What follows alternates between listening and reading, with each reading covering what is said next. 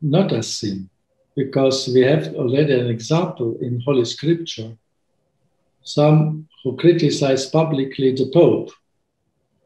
You know, it was St. Paul who in Antioch, as we are reading in the epistle to the Galatians, 2nd chapter, St. Paul publicly, and there is written there, in the presence of others, publicly criticized Peter, the first Pope, because of his behavior,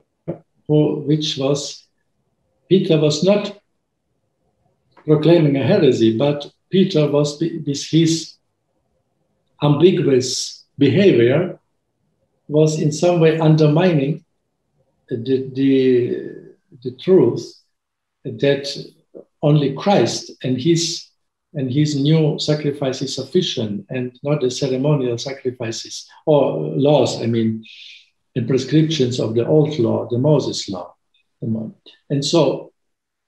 And then we have other examples in the history of the church where saints even publicly admonished the popes to correct their behavior.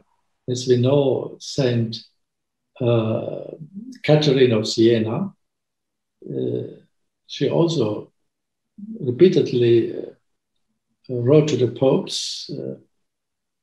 Maybe it was not in those times she wrote these letters directly to the Pope.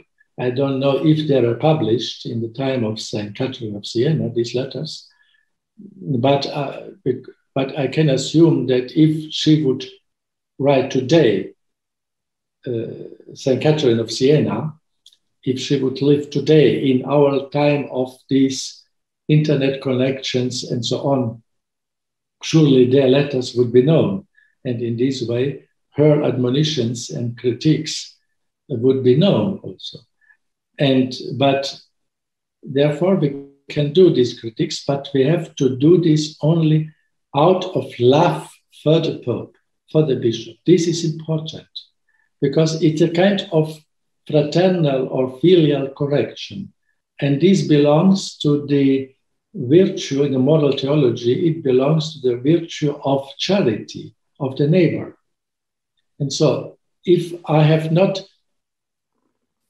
my critique is not motivated and moved by a real supernatural love, really love for the Pope who is committing an error, let us say, or for this bishop who is committing a grave error, or the priest, then my critique is not correct in the eyes of God.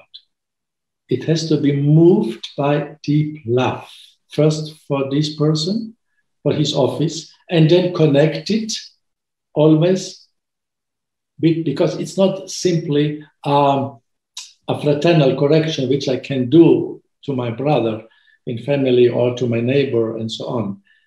It is a correction which is connected to an official person who has an official position in the church, hierarchical. And so, because we are not Protestants, we are a hierarchy. We are the Catholic Church. It's a hierarchy established by God. And the office of the Pope and the bishops and the priest is a divinely established office. And they are representing by their office, in this way, Christ, the high priest, in several levels. And therefore, such a critique has always to be pronounced and done with respect in the exterior form, respectful. It is necessary. So love, respectful, but also, of course, with all the necessary clarity to point this.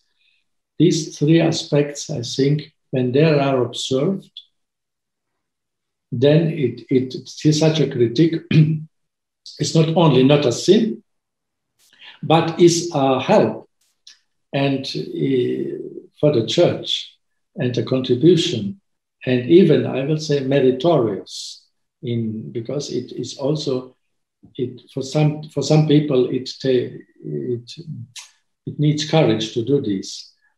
But of course, we have to do this with moderation, not continuously every day. But in really grave cases, yes. And I would add the fourth element. So first is love, true supernatural love, respect, respectful, the form, then clarity, and then the fourth, I would say, to accompany this, my critique, with prayer.